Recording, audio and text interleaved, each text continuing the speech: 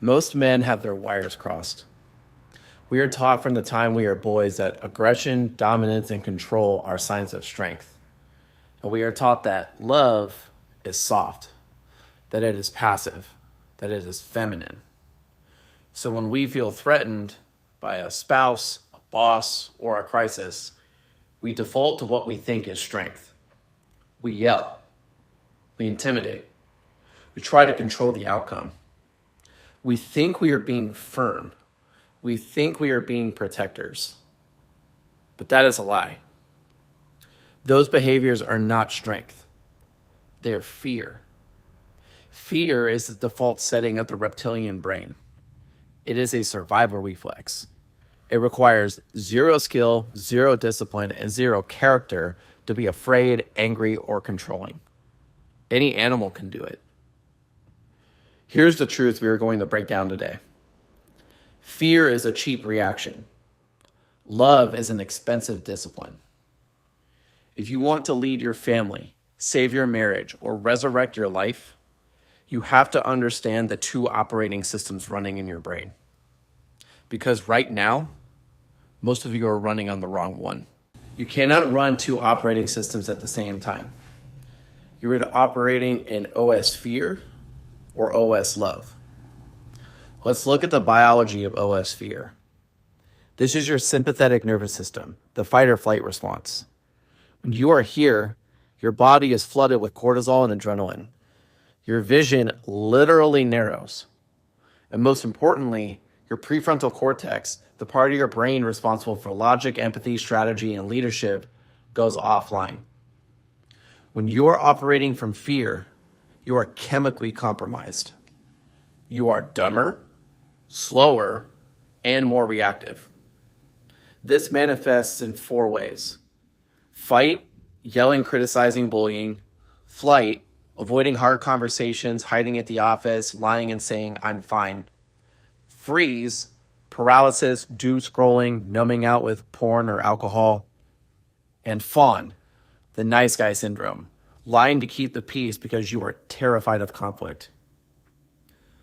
Now let's look at OS love. This is the parasympathetic nervous system. Rest and digest. This is the state of safety, clarity, and connection.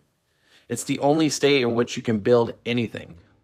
You cannot build a legacy while you are running from a tiger. This isn't just science. It is scripture. The Bible gives us the exact diagnostic tool for this in 2 Timothy 1:7. For God has not given us a spirit of fear, but of power and of love and of a sound mind. I want you to look closely at that grouping. Power and sound mind are linked directly to love. You cannot have a sound mind. You cannot have integrity, rationality, or wisdom if you are operating in the spirit of fear. Fear makes you weak. It makes you irrational. It makes you a slave to your impulses. Love is a prerequisite for power. Love is the only state in which a man can actually lead. So if we know love is a superior system, why is it so hard to stay there? Because we are under attack. When your partner screams at you, when your boss threatens you, or when the world collapses, you are experiencing the law of transfer. People either transfer their love to you, or they will transfer their pain. When someone attacks you, they are operating in fear. They are drowning in their own cortisol. Subconsciously, they are trying to offload that fear onto you. They're vomiting their pain to see if you will catch it.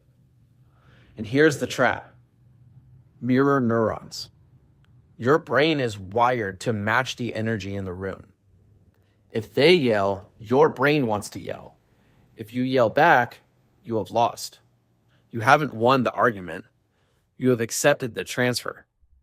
You have allowed their virus to infect your operating system. You are now running their fear program. You have lost your sovereignty. So how do we stop the transfer? How do we stay in power when the world is offering us fear? You cannot think your way out of a fear response. You have to execute a protocol to reboot the system. Step 1, regulate. You cannot reason with a flooded nervous system. If you feel the heat rising, stop talking immediately. Take 5 deep breaths, 4 seconds in, 4 seconds hold, 4 seconds out. This acts as a manual override switch for your nervous system. It forces your body back into parasympathetic mode. Do not engage until your heart rate drops. Step 2, label. Name the fear. Stop calling it anger. Stop calling it stress. Call it what it is. I am not angry. I am afraid of being disrespected. I am not controlling. I am afraid of being abandoned. The truth kills the virus. When you name the fear, you strip it of its power. Step 3, choose. Ask the question, what would love do? Now be careful here. Do not confuse love with weakness. Do not confuse love with being a doormat. Sometimes love means holding your tongue, but sometimes love means saying no. Sometimes love means walking away from a situation that violates your integrity. Sometimes love means firing a client or ending a relationship. But the difference is where the action comes from. Fear acts from reaction. Love acts from sovereignty. You do it because you decided to, not because they triggered you. Stop reacting. Start leading. If you are tired of living in the constriction of fear, the anxiety, the control, the anger, the people-pleasing, you don't need to try harder. You need a system reboot. You need a resurrection.